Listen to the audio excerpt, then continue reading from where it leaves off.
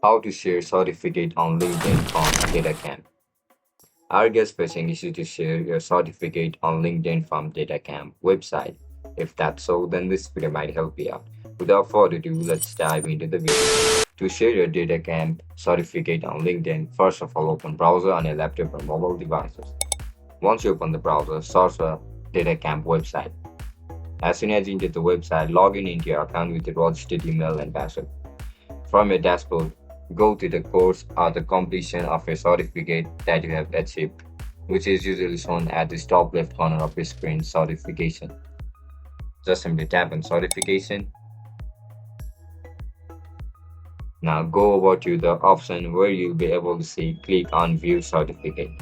On the certificate page, you will see a LinkedIn button. Click it and pop-up will appear asking you if you want to add your certificate to LinkedIn profile. Fill in the details like the course name, issuing organization, DataCamp usually, and the completion date. The certificate link will already be included.